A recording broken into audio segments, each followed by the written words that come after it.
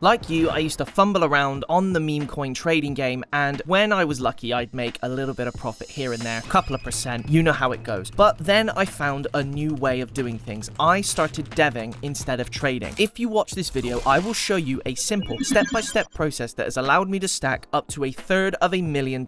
This video is for educational purposes only. I am not a financial advisor. Your capital is still at risk. I'm just here to explain how the process works. So guys, if you've stuck around, that means you want to make some serious money. Now, how did I come about starting to develop this method? Well, one of the reasons is I really did look at a lot of these charts, and from this you can see that sometimes the only way to make any real money in the sort of trading market is if you make it your full-time job. And a lot of us, I think, we do this as a side gig, and it's just really difficult to do that as a side gig when it takes this long for a coin to develop. And also, if you're going to sit there for the whole 6 hours and watch it, sure, you can set notifications and things, but what if you're at your job? What if you're somewhere where now's not the time to be doing trading, you haven't got access to your phone or whatever, you're at the hospital or something, right? Life gets in the way. I have found a method that allows us to quickly make serious cash, and our P&Ls will start looking like this, with big bumps of profit in the immediate as soon as we make the decision to make that money. That is the glorious thing about this method, is you get way more control. We are using createcoin.fun. Now, this is a platform that has allowed me to dev my own coins without the need to code. I don't know a single line of coding, guys, and I have devved loads of coins, right? Createcoin.fun. That's the platform that we are using. We don't need to know how to code. We just need a bit of time, a bit of Solana, and the ability to click buttons on our computer, which, if you're here, you definitely can do. So that's fine. You've got all the necessary skill sets required to dev your own coins. Okay, so let's first of all have a talk about markets, because that's quite important. Now, the market that most devs run on is the pump market, and it's really, really popular. Now, that's great, but it also sucks. And the reason for that is because while there's loads of people who are trading on there, there's also tens of thousands of devs. So every time you launch a coin, you are launching alongside thousands of other coins, as well as the ones that are already established. You're never going to cut through that noise, so your market cap's not going to go anywhere, and your coin will just die. So let's go over to the Matura market using dynamic on terminal, and you can see here these coins overall are performing way better. Loads of coins are getting into the tens of thousands, hundreds of millions. I've seen coins break into the billions on multiple occasions. There we go, there's one there. So using createcoin.fun, we can take coins and put them onto the Matura market. So I've got just over $100 inside my Phantom wallet. That's what you're going to need. So we connect our wallet like that, we click Phantom, and then we are good to go, financially speaking. Now, most people, when they make their own coin on CreateCoin, they will,